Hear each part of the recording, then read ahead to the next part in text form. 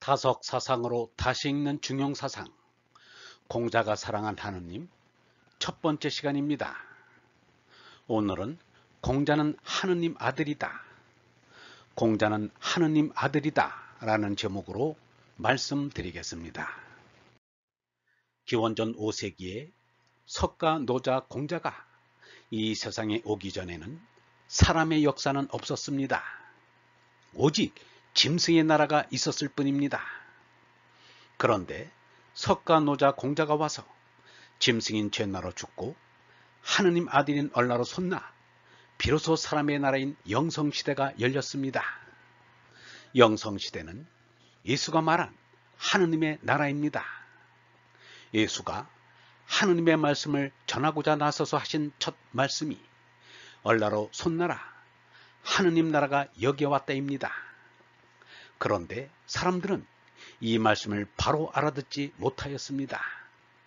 하느님 나라가 열렸으니 짐승인 죄나로 죽고 하느님 아들인 얼라로 솟나라는 말이었습니다. 비록 짐승인 몸을 지녔으나 짐승 노릇은 그만하고 하느님 아들 노릇을 하라는 하느님의 뜻을 전하였습니다. 유영문은 이렇게 말하였습니다. 어머니 뱃속에서 나온 나는 참나가 아니다. 하느님이 보낸 얼라가 참나이다. 어버이가 낳은 몸 나는 죽으면 흙 한 줌이요 재 한 줌이다. 얼라는 하느님의 생민 얼로 아무도 헤아릴 수 없고 무엇에도 견딜 수 없다. 내가 얼숨을 쉰다는 것은 하느님의 생민 얼을 숨쉬어 얼라를 깨닫는 것이다. 이것은 기도 명상으로 이루어진다. 기도 명상은 하느님을 생각하는 것이다.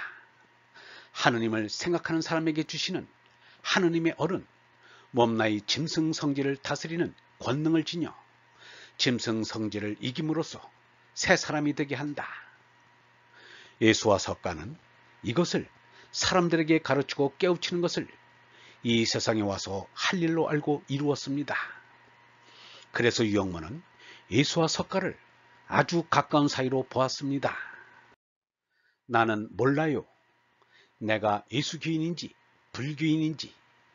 내가 생각해도 나는 훌륭한 불교인이에요. 왜냐하면 나는 얼라를 깨닫기를 생각해요. 그거 불교지요. 나만큼 염불을 부지런히 한 사람도 없을지 몰라요. 그러면 예수는 깰 줄 몰랐겠습니까? 하느님 아들이 깨지 않았을까요? 예수도 깨달은 이예요. 석가와 예수가 동시대에 살았다면 아주 가까운 사이가 되었을 것입니다. 그렇다면 공자는 얼라를 깨달은 사람인가 아닌가? 공자도 예수, 석가처럼 죄나로 죽고 얼라로 솟난 하느님 아들임에는 틀림이 없습니다. 그것은 공자의 말씀과 몸가짐에서 드러납니다. 공자에게 짐승의 냄새가 안 나고 진선미의 거룩한 향내가 납니다. 유영문은 이렇게 말하였습니다. 사람을 알려면 그 사람의 말을 알아야 한다. 그 사람의 말을 알면 그 사람을 알게 된다. 공자는 사람으로서 꼭 들어야 할 말을 들으면 죽어도 좋다는 것이다. 말을 알자는 인생이고 말을 듣고 끝내자는 인생이다. 한 사람의 총 결산은 그 사람이 한 말로서 이루어진다는 것이다.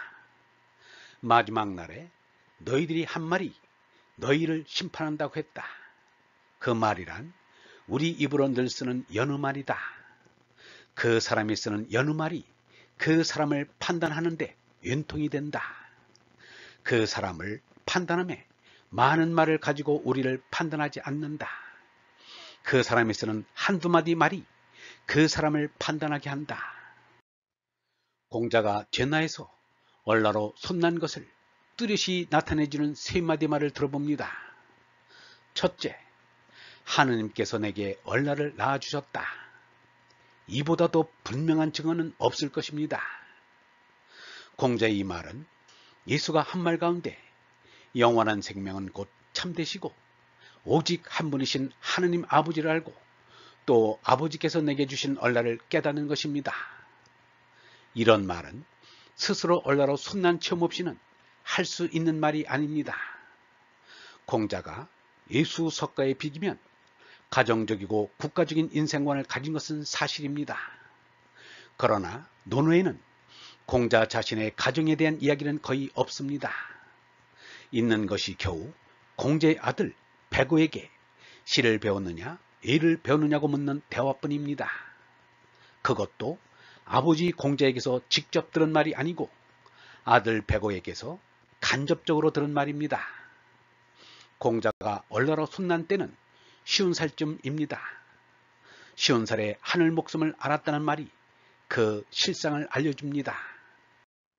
둘째, 제나를 이겨 얼나라 손나 하느님과 아버지 아들의 관계를 돌이켜 하느님 아들 노릇을 한다.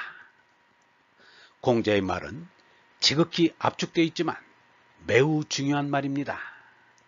짐승인 제나를 버리고 얼나라 손나 하느님 아들 노릇을 하겠다는 뜻이 분명합니다. 공자가 말하기를 언이 멀다고 내가 언을 바라면 곧 이르리라.